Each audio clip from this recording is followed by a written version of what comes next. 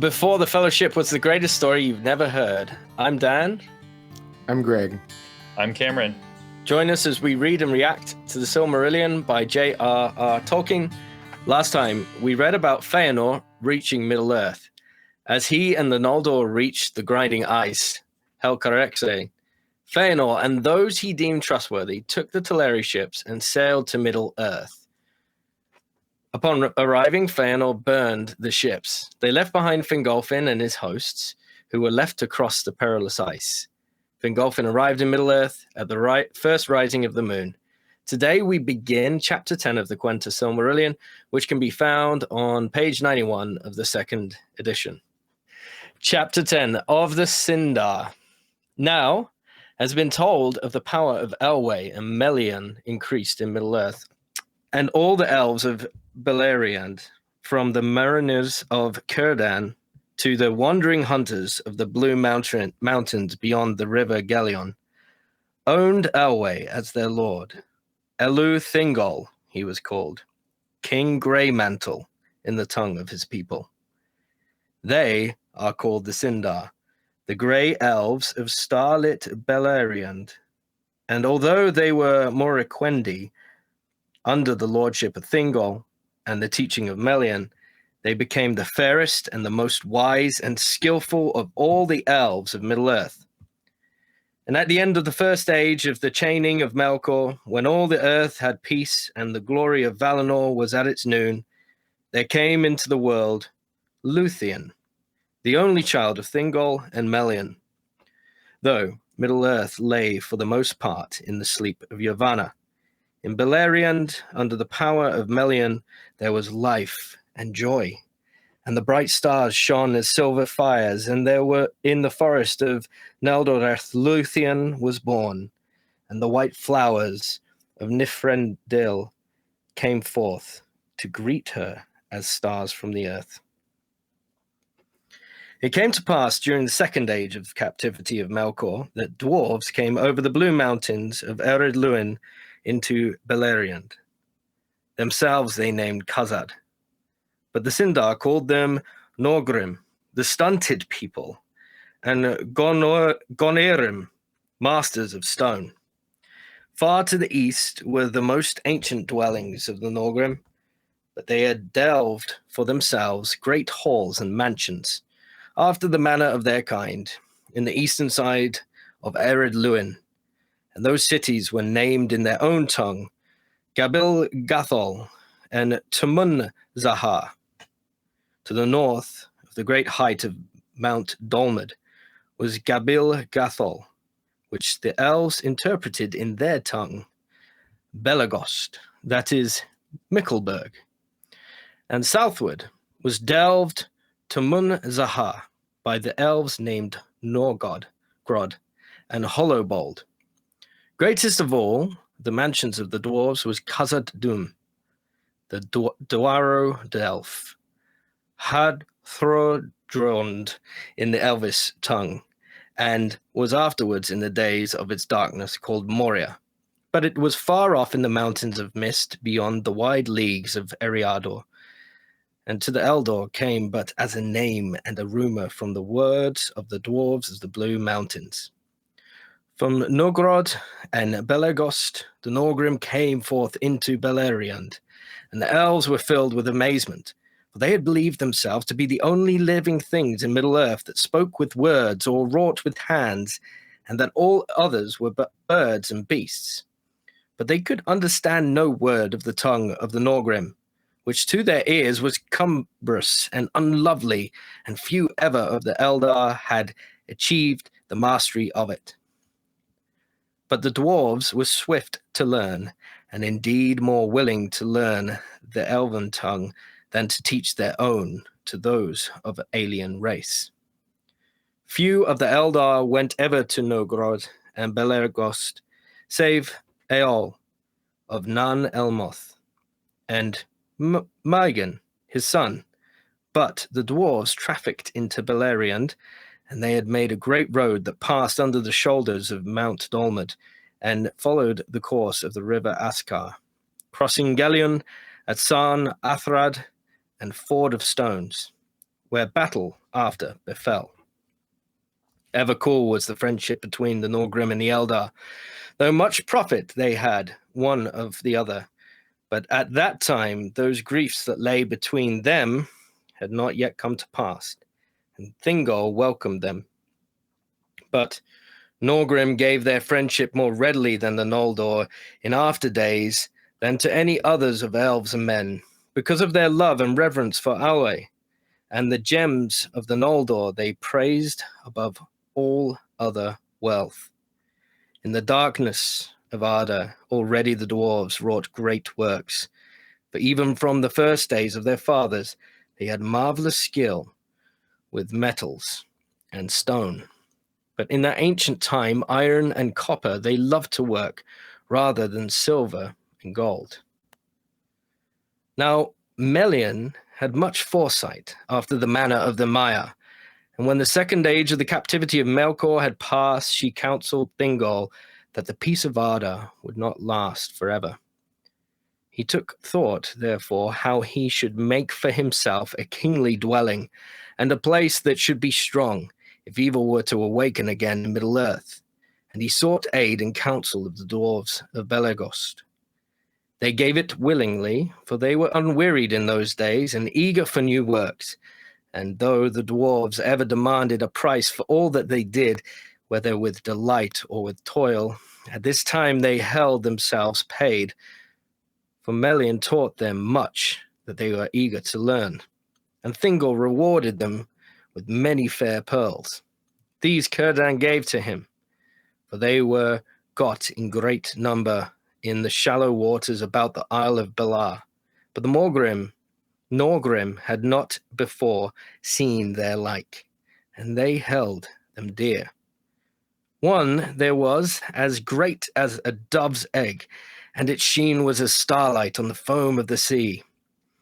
Nifimlos it was named, and the chieftain of the dwarves of Belegost prized it above a mountain of wealth. Therefore the Norgrim laboured long and gladly for Thingol, and devised for him mansions after the fashion of their people, delved deep in the earth. Where the Esgalduin flowed down and parted Neldoreth from region, there rose in the midst of a forest a rocky hill, and the river ran at its feet. There they made the gates of the hall of Thingol, and they built a bridge of stone over the river, by which alone the gates could be entered. Beyond the gates, wide passages ran down to the high halls and chambers far below that were hewn in living stone, so many and so great that dwelling was named Menagoroth, the 1,000 caves. But the elves also had part in that labor, and elves and dwarves together, each with their own skill, there wrought out the visions of Melian, images of the wonder and beauty of Valinor beyond the sea. The pillars of Menagoroth were hewn in the likeness of the beeches of Orome, stock, bow, and leaf, and they were lit with lanterns of gold. The nightingale sang there as in the gardens of Lúthien, and there were fountains of silver and basins of marble and floors of many-coloured stones. Carven figures of beasts and birds there ran upon the walls or climbed up on the pillars, or peered among the branches entwined with many flowers. And as the years passed, Melian and her maidens filled the halls with woven hangings wherein could be read the deeds of the Valar, and many things that had befallen in Arda since its beginning, and the shadow of things that were yet to be. That was the fairest dwelling of any king that has ever been east of the sea. And when the building of Menagoroth was achieved, and there was peace in the realm of Thingol and Melian, the Norgrim yet came ever and anon over the mountains and went into traffic about the lands, but they went seldom to the Falas, for they hated the sound of the sea and feared to look upon it. To Beleriand there came no other rumour of tidings of the world without. But as the third age of the captivity of Melkor drew on, the dwarves became troubled, And they spoke to King Thingol, saying the Valar had not rooted out utterly the evils of the north, and now the remnant, having long multiplied in the dark, were coming forth more and roaming far and wide. These are fell beasts, they said, in the land east of the mountains, and your ancient kindred, and dwell there, are flying from the plains of the hills. And ere long, the evil creatures came to Beleriand, over the passes in the mountains, or up from the south through the dark forests. Wolves were there, or creatures that walked in wolf shapes, and other fell beings of shadow. Among them were orcs, who afterwards wrought ruin in Beleriand. But they were yet few and wary, did but smell out the ways of the land, awaiting the return of their lord. Whence they came, or what they were, the elves knew not then, thinking perhaps to be Avari who had become evil and savage in the wild, in which they guessed all too near, it is said. Therefore Thingol thought for arms, which before his people had not needed, and these at the first the Norgrim smithied for them, for they were greatly skilled in such work, though none among them surpassed the craftsmen of Norgrad, of whom Telkar the smith was greatest in renown. A warlike race of old were the Norgrim, and they would fight fiercely against whomever aggrieved them, servants of Melkor, or Eldar, or Avari, or wild beast, or not seldom their own kin, dwarves of other mansions and lordships. Their smithcraft, indeed the Sindar soon learned of them. Yet in tempering of steel alone of all crafts, the dwarves were never outmatched, even by the Noldor. And in the making of mail and linked rings, which was first contrived by the smiths of Belgost, their work had no rival. At this time, therefore, the Sindar were well armed, and they drove off all creatures of evil and had peace again. But Thingol's armories were stored with axes and with spears and swords and tall helms and long coats of bright mail, for the hauberks of the dwarves were so fashioned that they rusted not, but shone ever as if they were new burnished. And that proved well for Thingol in the time that was to come. Okay, that ends our reading. In summary, while the story unfolded in Aman, Thingol, formerly known as Elwë, and Melian established a kingdom, Doriath, and gave birth to their only child, Lúthien. The dwarves awoke in the east, and their dwellings across the continent. Some made contact with the elves of Beleriand, and largely shared friendship, cooperation, and profitable trade. The elves assisted Thingol and Melian in constructing a stronghold in Doriath called Menegoroth, the Thousand Caves. As the end of Melkor's captivity drew near, the remaining evil forces in the Middle Earth began to spread. At the advice of the dwarves, Thingol and Sindar began to arm themselves and actively fight off the beasts and orc. Beleriand held a fragile peace. All right. So I wrote some notes here I feel like we need another geography recap and that kind of thing, because most of the story we've read so far takes place in Aman, or at least like the key moments so far. But now we're kind of back in Middle Earth. So can I run through some of these notes? Yeah, please do that. All right. So Sindar, that's another term that we're hearing more, and that's the title of this chapter of the Sindar, refers specifically to the elves of Thingol and Melian's domain. So there are a lot of other elves around, but Sindar specifically refers to these ones. So technically they're Eldar because they made the journey, as opposed to the Avari, which are the ones that didn't make the journey. And they are Morquendi, which means elves of darkness, as opposed to the Calaquendi because they didn't see the light of the trees in person. The only one of them that saw the light was Thingol, because he did originally go. He was one of the early elf ambassadors that went to Aman. But all the rest of the Sindar are Morquendi. And then they are also known. So this is where we have the sundering of the elves and that chart of the different types. They're also Umanyar because they never dwelt in Aman. So that's them. That's the Sindar. And they're the ones. So the Sindar would be the ones who started the journey, right? Right. And then Elwë, Thingol, got captivated by Melian. Is that correct? Right. And Right. stayed. So he was Teleri, or he was part of the Teleri originally, and his hosts were, and they ended up staying. Yeah, Yes, so that's helpful. I've got a map up, which Cameron, I don't know if you can see that on. I can add it. Add it. Check it out, our YouTube channel. Yeah, check out our YouTube chat. Yeah. Greg, tell us using this map.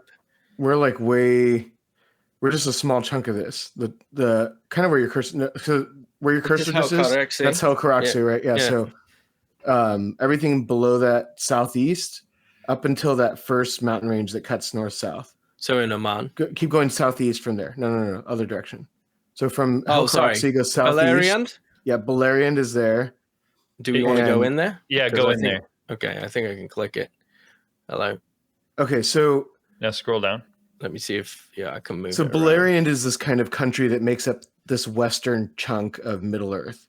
This whole chunk that's west of arid Lúthien mountains. Yeah. Okay. Greg, you're so cool. So that's so in the east, the eastern border of it is arid Lúthien, which is the Blue Mountains.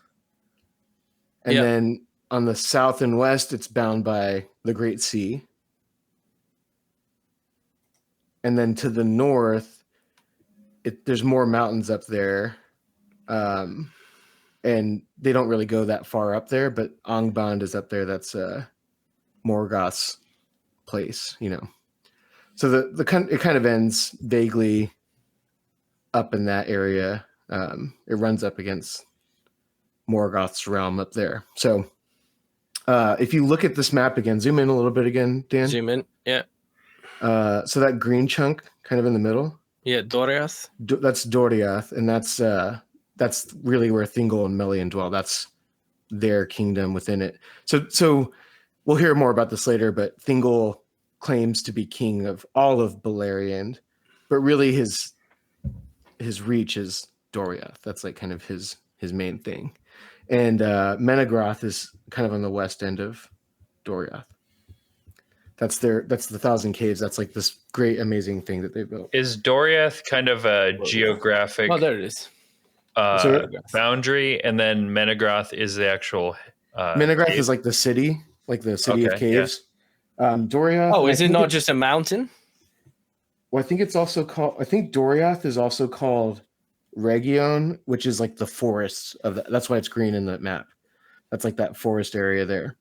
Right. I was wondering if Menegroth was I guess it was the Thousand Caves place. Is a city or is a mountain range or what? Well, it's like this whole place of Thingol. Like, I guess it describes it as how does it say it in the book? It's like his dwelling. So it's not as vast as a mountain. It's just like it was. So in the Encyclopedia of Arda, it says that Menegroth was delved in the long years. Oh yeah, it's a cavern. Yeah. So it would be, the actual caves made by him. Yeah. Okay, zoom out a little bit more before we dive into more of the stuff. I just want to point out the dwarf stuff to you.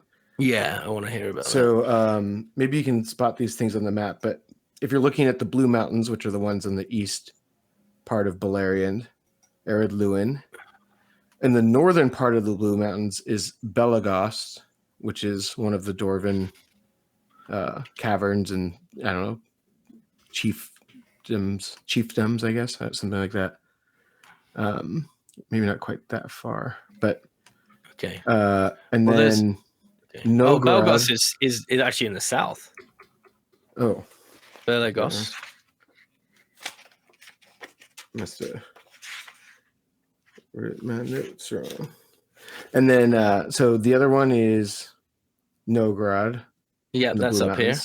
That's up here. That's north and of then, Belgrad. So those are like two of the main ones. And then the third main one is the one that we're already familiar with from Lord of the Rings, Khazad-dûm, which is in the Misty Mountains, which they're not even on. They're way east of this map. They're like way. Oh, okay.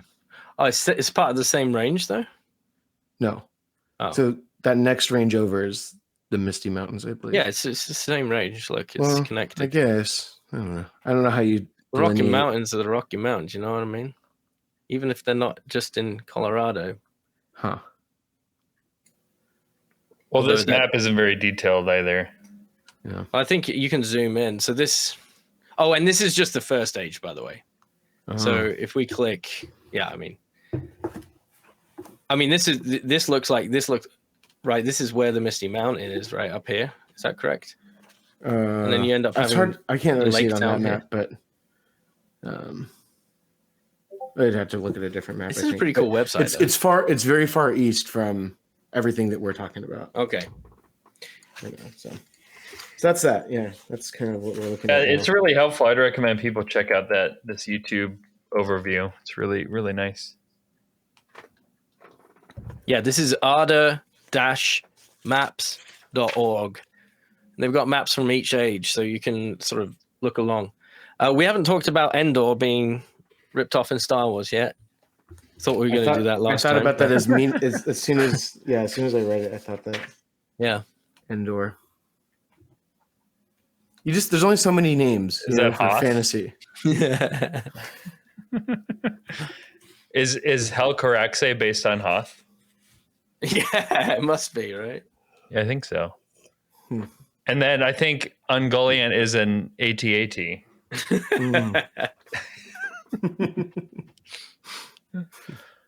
Wow, I mean, what do you guys want to talk about? There's the dwarves are back. Yeah, back in the show. They're back in the show, but it's a retelling of their history. Is that right? Did I pick up that right? I wasn't really sure because in our summary we said that the dwarves. Where did it say? The dwarves awoke in the east and their dwellings across the continent. That's what we said in our summary, but is that what's going on in the context of this? Well, this chapter, this section that we read covered like multiple ages of time because it's all within the 3 ages that Melkor was in captivity. Yeah. So pretty quick. The first paragraph is like in the first age, and then the second. Then it's like during the second age, and it just kind of goes on pretty quickly through the stuff. So it's really covering a pretty long amount of time. But can I go back even before the dwarves in this chapter really quick? Sure. I love this. We should point out that this is the first mention of Lúthien, who's going to be an important character in the future. That's the daughter of Thingol and Melian. And I love the way that it's described her birth and like the world. Because you have to remember, we're kind of jumping back and forth in different times. But this is before the sun and the moon have come up. And so they're still living in darkness in Middle Earth. But just the way it describes it, it's like particularly Melian and Thingol. Like I think we read before that the light of the trees shone in Melian's face. And even though there's darkness there's something like there's like this little oasis of immense beauty in Doriath, which is where they dwell because of the influence of Melian. And then so it says, when all the earth had peace and the glory of Valinor was at its noon, there came into the world Lúthien, the only child of Thingol and Melian. The Middle Earth lay for the most part in the sleep of Yavanna, which I think means that like plants hadn't really started blossoming or anything like that because it's still dark. Yeah, there's something seasonal about that. Okay, Yeah. Sleep of Yavanna, yeah. In Beleriand, under the power of Melian, there was life and joy, and the bright stars shone as silver fires. And there in the forest of Neldoreth, Lúthien was born, and the white flowers of Nifredil came forth to greet her as stars from the earth. So even though it's like dark there's kind of a lightness to that place where they dwell, and there's life there. Cameron, can you quickly look in your encyclopedia for Lúthien's birth year? Berthian.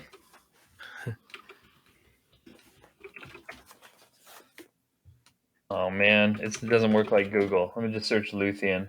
Yeah, you gotta pull up his article.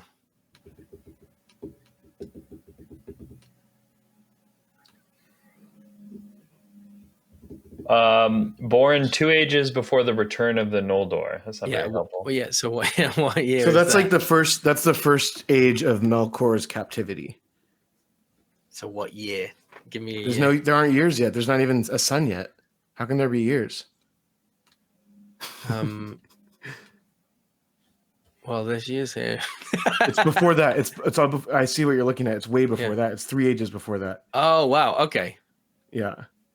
Okay. Oh man. 3 ages before the first age. All right, it's time to just end. Brilliant.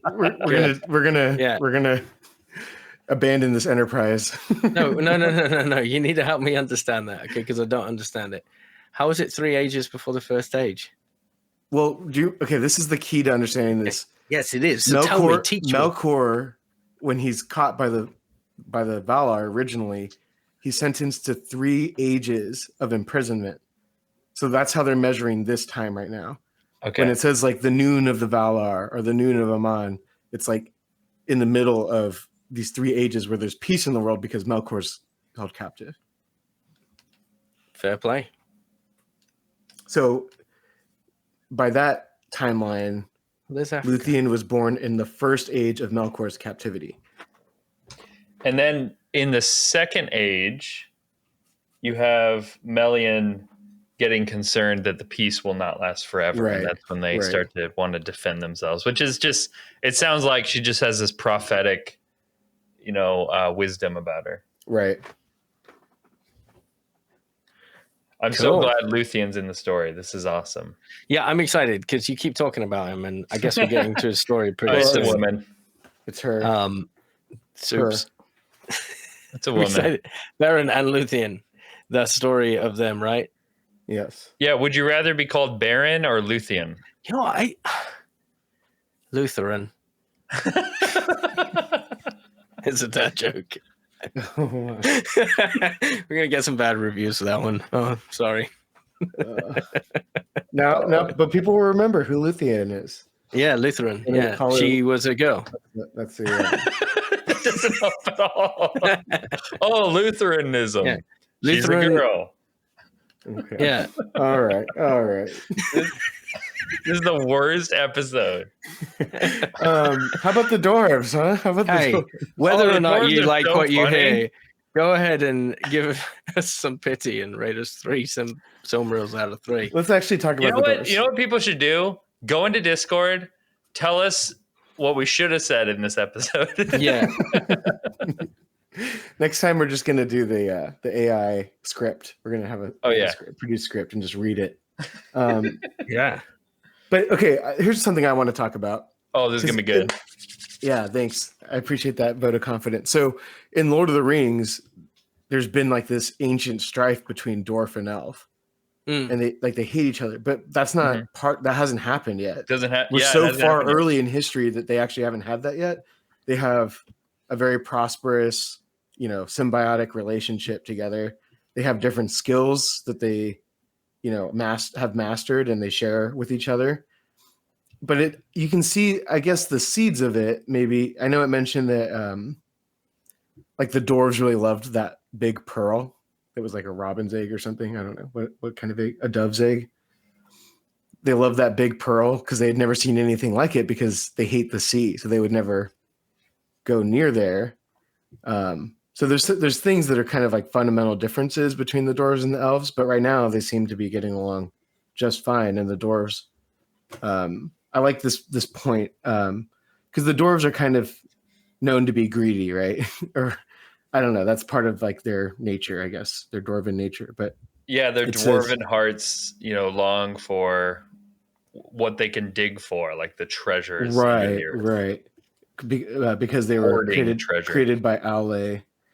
And anyway, so it mentions that when Thingol asks for assistance in building some kind of fortress and some stronghold to fight off the evils of the world.